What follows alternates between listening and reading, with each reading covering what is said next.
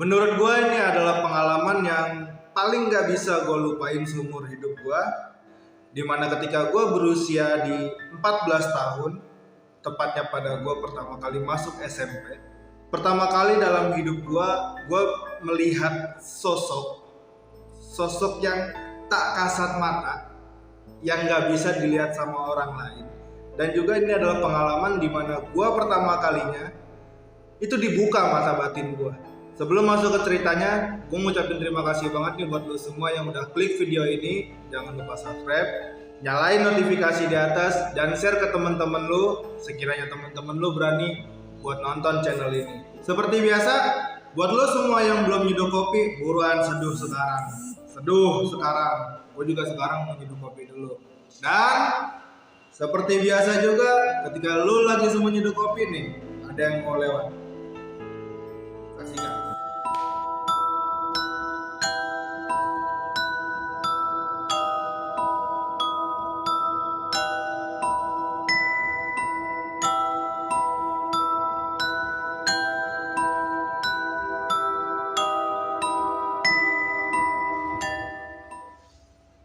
Waktu itu gue baru masuk SMP. Jadi SMP gue itu termasuk SMP ya yang lumayan bagus di daerah Depok dari kalangan swasta. Ya gue tahu gue swasta, gue nggak pinter-pinter amat jadi bocah. Waktu itu masuk masa orientasi siswa atau kita biasa bilang MOS lah. Sempat camping itu di salah satu kebun binatang di daerah Jakarta. Kala itu hari pertama MOS. Jadi gue itu MOS itu 2 malam. Itu hari pertama, saat pertama kali gue MOS itu nggak ada kejadian apa-apa, aman-aman aja. Masuk di hari kedua, tepatnya itu habis maghrib. Habis maghrib itu ada kegiatan yang namanya itu kumpul-kumpul bareng kakak senior atau kakak pendamping di masing-masing grup. Kita ngobrol-ngobrol enak sambil makan, sambil minum. Itu enjoy banget. Masuk saat kegiatan mau tidur, itu kakak kelas itu ngasih instruksi atau perintah. Itu bahwasanya adik-adik juniornya itu harus tidur pada pukul 11 malam. Sebelum jam 11, itu sekitar jam setengah 11. Lagi asik-asik ngobrol, gue pribadi itu nyium bau amis. Ada bau amis itu ngiter-ngiter aja baunya di sekitar gue. Gue nggak tahu itu cuman gue doang atau yang lain pun ikut nyium. Gue nggak tahu. Yang jelas gue nyium itu bau banget. Waktu itu ya gue nggak tahu lah itu bau apa ya kan. Yang gue tahu cuman bau amis. Ya berjalannya waktu, gue semakin gede, gue tahu, gue paham itu bukan sekedar bau amis, tapi bau anjir, bau darah kayak gitu. Bau amis itu kurang lebih ya 2 menit lah. 2 menit itu habis itu hilang udah bau amisnya. Setelah bau amis itu nggak lama ya, sekitar 3-5 menit balik lagi gue nyium, tapi beda. Di sini gue nyium bau kentang yang direbus. Ya, gue kenapa bisa tahu itu kentang yang direbus? Karena dulu emak gue itu sempat jualan. Jadi ya gue tahu bisa bedain mana kentang yang direbus baunya itu, mana yang bukan. Jadi di situ gue nyium bau kentang yang direbus. Lagi-lagi gue nggak tahu ini gue doang yang nyium atau yang lain juga ikut nyium. Tapi jelas itu baunya kenceng banget sih. Tapi ya udahlah, itu sama sekali gua nggak hirauin atau gua tanya ke yang lain. Ya udahlah, mungkin ada kakak kelas yang lagi ngerebus kentang atau ya warga sekitar situ sampai baunya kecium sampai ke tempat gua camping. Akhirnya jam 11 kita disuruh buat tidur sama kakak-kakak kelas. Jam 11 itu gue nggak tahu kenapa gue nggak bisa sama sekali tidur. Nah, ketika gue nggak bisa tidur, di situ gue sempet denger ada orang yang lagi nyapu. Itu pakai sapu lidi nyapunya ya. Itu dari area belakang aula. Jadi gue camping itu bukan yang gue diriin tenda gitu, bukan, tapi kayak ada aula gede. Jadi kita di situ ya udah tidur di situ. Ada kegiatan di situ. Itu ada suara di belakang aula itu kayak ada orang yang nyapu. Lagi-lagi gue cek nggak ada, sumber suaranya nggak ada. Dan ya udah, gue masih mencoba buat tidur sambil ya udahlah gue nggak hirauin suara-suara kayak gitu. Karena ya kakak kelas bakal marah-marah kalau kita nggak cepet-cepet tidur gitu. Ya udah, jadi gue pura-pura tidur doang, pura-pura aja. Lagi gue mencoba buat tidur, lagi-lagi nih gue mencium bau kentang yang direbus. Ya logikanya orang rebus kentang itu ya udah sekalian kan, ya kecuali hajatan ya jumlah porsi yang banyak, ya udah deh gitu. Tapi ini kok baunya berulang gitu, keulang baunya. Dan ini baunya makin kenceng baunya. Dan ya udah di situ gue udah mulai feeling udah nggak enak, udah mikir yang aneh-aneh macem-macem. Tapi ya udah, gue nggak bisa ngapa-ngapain, gue cuma bisa cek dari mana arah baunya, dan nggak kedetek juga dari mana arah baunya, dan nggak ada orang yang rebus kentang di daerah situ. Karena pun jauh dari mana-mana, rumah warga pun jauh. Ya bau itu sekitar 5 menit lah, 5 menit bau itu masih ada. Gue yang tadinya tidur miring, itu gue balik badan, dan lo tahu apa yang gue lihat ketika lo lagi nyium bau kentang rebus tengah-tengah malam.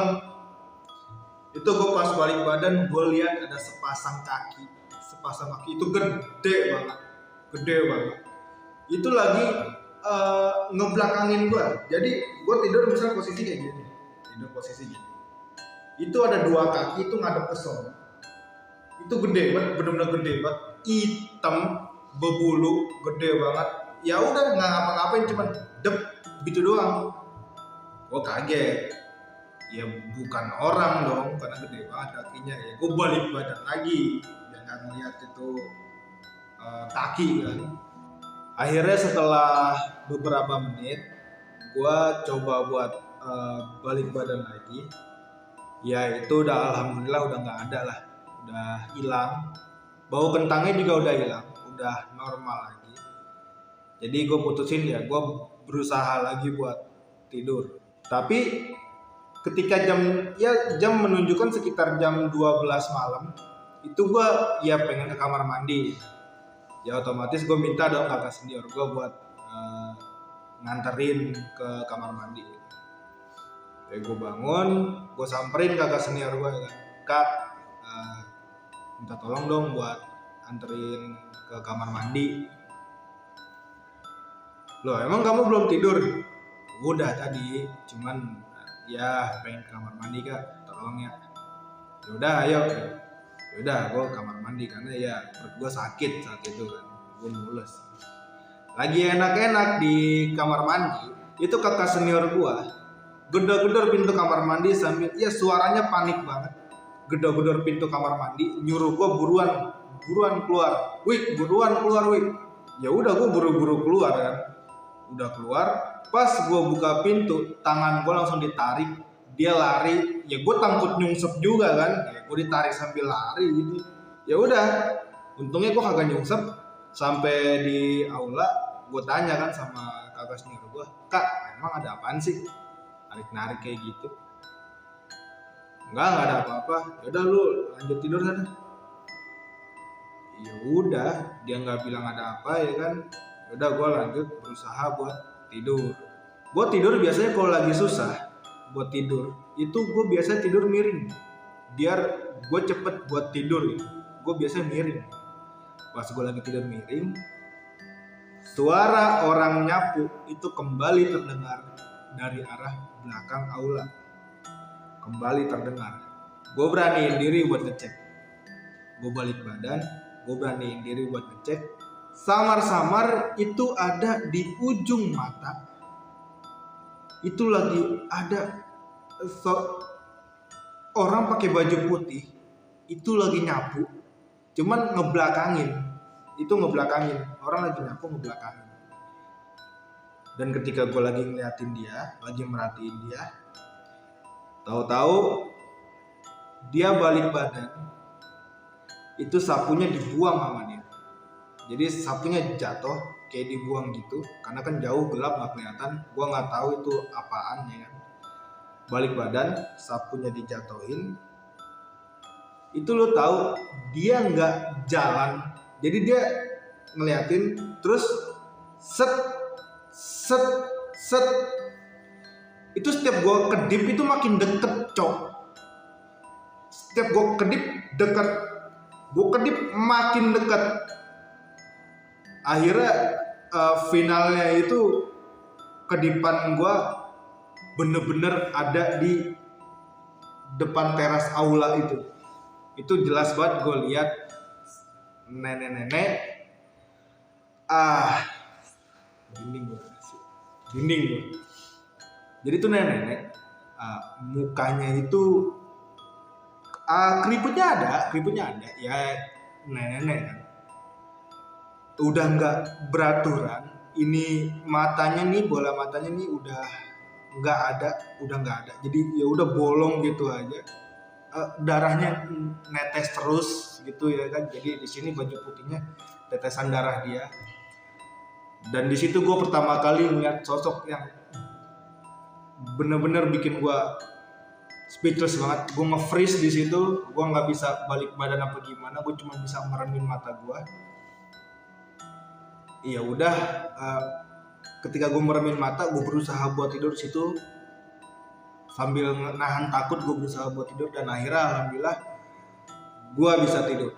Besoknya gue pulang karena masa orientasi itu udah selesai. Jadi ada sekitar spare 2 hari itu buat istirahat di rumah.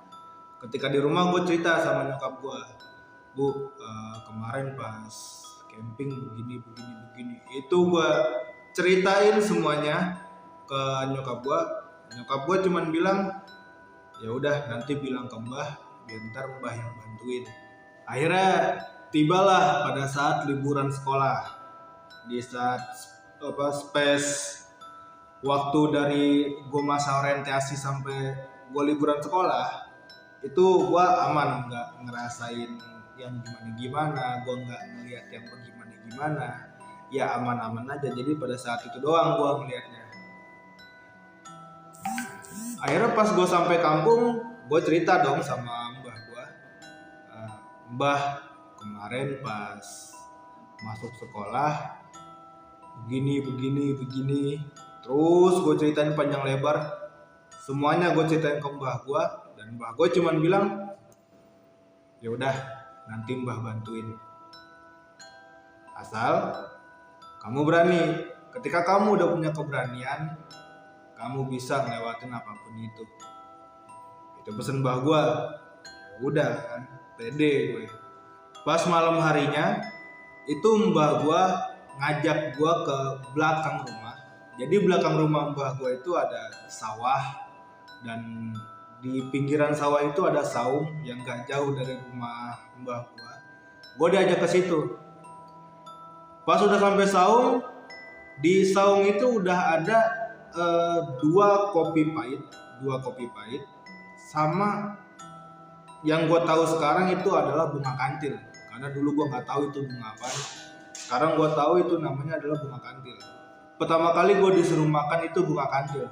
Gue makan bunga kantil itu dua-duanya gue makan. Habis itu gue disuruh nutup mata sama mbah gue.